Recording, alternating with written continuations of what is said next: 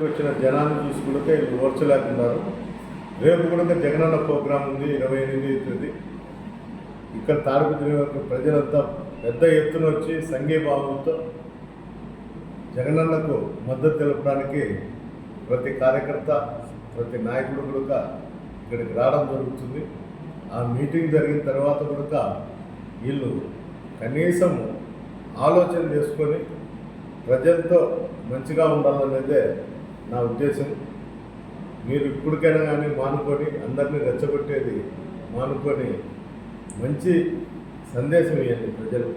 ఏదన్నా కానీ మేము వస్తే అభివృద్ధి చేస్తామనో లేకపోతే మీరు ఏందన్నా ఉంటే కన్నా మీరు చెప్పండి తప్ప ఈ రెచ్చగొట్టి ధోరణితో మాట్లాడితే ఎవరు సహించేది లేదు.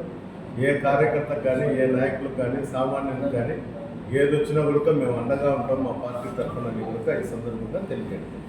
జేసీ భవన్ వచ్చి ఇక్కడ యూత్నంతా రెచ్చగొట్టుకుంటూ ఆ రోజు నామినేషన్ రోజు అని నేను మాటలు కాకుండా ఇప్పుడు కూడా ఇంటి దగ్గర పిలిచి అతని సహచరులతో అందరితో కూడా పోలింగ్ రోజు దౌర్జన్యం చేయండి, పోలింగ్ శాతం జరగకుండా చూడండి అని ఒక మెసేజ్ కూడా పంపించడం జరుగుతుంది. వాళ్ళు చిన్ననేమో సేవ్ తాడిపత్రి అని అంటారు, ఇతను చూస్తే దౌర్జన్యాలకు పాల్పడమని అందరికీ చెప్తాను. ఇది ఏ ఉద్దేశంతో వీళ్ళు చెప్తారో నాకు అర్థం కావడం లేదు. ఇప్పుడే వీళ్ళు ఓటమి అంగీకరించినట్లు నేను భావిస్తాను. దయచేసి ప్రజల మధ్య చిచ్చు పెట్టేది మానుకోవాలని ఈ సందర్భంగా తెలియజేయండి. ఈరోజు మున్సిపల్ చైర్మన్ టౌన్లో తిరుగుతూ మేము ఉంటేనే తాడిపత్రి అభివృద్ధి సాధ్యమని చెప్తాను. ఎలక్షన్ల దగ్గరకు వచ్చిన ఆయన ఒక ఆలోచనతో పొద్దున్న లేస్తే అతను అన్నీ కూడా అబద్ధాలు చెప్పుకుంటూ తిరుగుతున్నాడు. ఎలక్షన్ రాకముందు ఏ రోజైనా మీరు టౌన్లోకి వెళ్ళి శానిటరీ పైన కానీ వాటర్ వస్తుందా లేదని ఎప్పుడన్నా ప్రజలు మీరు అడిగిన పాపను విన్నారా? రెండోది, నువ్వు చైర్మన్ అయ్యే ముందు మున్సిపల్ ఎలక్షన్లలో ప్రతి కులానికి సంవత్సరానికి ఒకసారి చైర్మన్ వైస్ చైర్మన్ మారుస్తా అని చెప్పాడు.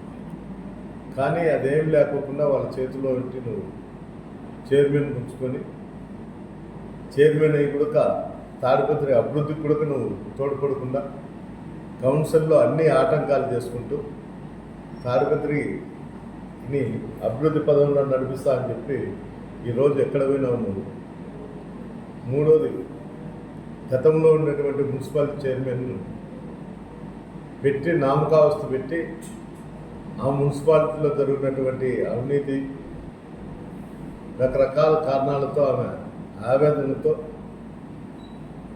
వాళ్ళ భర్త కూడా టౌన్లో అప్పులు చేసి ఇబ్బందికరమైన పరిస్థితుల్లో ఉన్నా కూడా కనీసం నువ్వు భరోసా ఇచ్చి ఇక్కడే ఉండు అని చెప్పకోకుండా వాళ్ళను గ్రామాన్ని వదిలిపెట్టుకోమనే ఆలోచన కూడా చేసినారు.